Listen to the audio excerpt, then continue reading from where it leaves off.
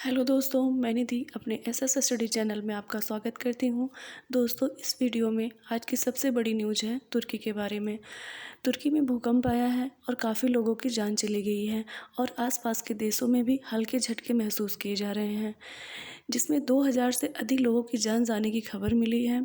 हज़ारों की संख्या में बड़ी बड़ी इमारतें धराशायी हो गई हैं और दुनिया भर से मदद दी जा रही है। भारत ने मदद को लेकर क्या कहा है, सभी बातें हम इस वीडियो में जानेंगे।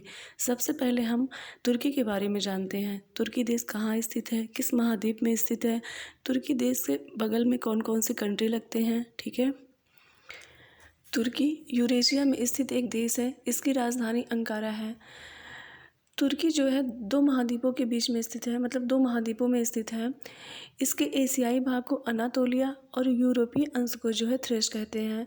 पेपर में समझने की हम कोशिश किए हैं। तुर्की है, इससे पूरब जो है रूस और ईरान स्थित है। इसके जो पश्चिम में ग्रीस और बुल्गारिया स्थित है। उत्तर में जो है काला सागर पड़ता है और दक्षिण में जो है इराक, सीरिया और भूमध्य सागर पड़ता है। एक बार हम मैप में समझने की कोशिश करते हैं। मैप तो बहुत कलरफुल है, लेकिन कोई बात नहीं, हम लोग को समझने से मतलब है। ये आपका प्यारा भारत है। इसके पश्चिम में जाने पर ये आपका टर्की आ गया। ठीक है, टर्की, इसके उत्तर में जो है आपका काला सागर है। इधर पश्चिम में जो है आपका भूमध्य सागर है। ठीक है, यहाँ पे आपका रसिया है और इसके टर्की के जो है दक्षिण में जो है इराक है, सीरिया है, भूमध्य सागर है। ठीक है, उत्तर में काला सागर है। इसके ऊपर जो है ये यूक्रेन है। यूक्रेन और रसिया का जो संघर्ष चल रहा है। ठीक है, तो ये आपका टर्की है। ठीक है, तो इतना इस वीडियो में क्लियर हो गया कि जो है भूकंप आया है वो टर्की में आया है और कितनी तीव्रता का था। तो 6 से 6.9 के बीच में था, जो काफ़ी जो है तीव्रता का माना जाता है। अच्छा, भूकंप के बारे में जान लेते हैं। भूकंप भूपृष्ठ पर होने वाला आकस्मिक कंपन है जो भूगर्भ में चट्टानों के लचीलेपन या समस्थिति के कारण होने वाले समायोजन का परिणाम होता है। ठीक है, यही तो इसकी डिफिनीसन हो गई भूकंप की।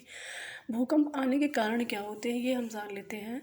तो भूकंप आने के दो कारण होते हैं, एक प्राकृतिक कारण होता है, एक मानव निर्मित कारण होता है, मानवीय कारण जिसे कहते हैं। ठीक है, जैसे ज्वालामुखी क्रिया हुआ, तो ज्वालामुखी के विस्फोट से जो है धरती कँप जाती है, वहाँ पे भूकंप आने की संभावना ज़्यादा होती है। भ्रंश एवं संपीड़न की क्रिया के द्वारा होता है, भू संतुलन के द्वारा, प्रत्यास्थ प्रतिक्षेप सिद्धांत के द्वारा और प्लेट विवर्तनीय सिद्धांत के द्वारा भूकंप आता है। दूसरा, मानवीय कारणों से भी भूकंप आता है, जैसे बाँध बनाना, जो बड़े बड़े बाँध बनते हैं उनसे के द्वारा भी जो है भूकंप आता है। खान खोदना, जैसे कोयले की खदान को खोदा जाता है, सुरंग बनाया जाता है, उसके कारण भी होता है। और विशाल कारखानों का जब निर्माण किया जाता है तो भी जो है भूकंप आने की संभावना ज़्यादा होती है या होती है। भूकंप जो है, भूकंप के 3 प्रकार होते हैं। भूकंप को 3 प्रकार में डिवाइड किया गया है।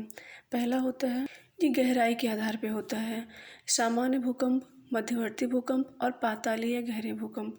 सामान्य भूकंप जो आता है वो 0 से 50 किलोमीटर के नीचे तक आता है।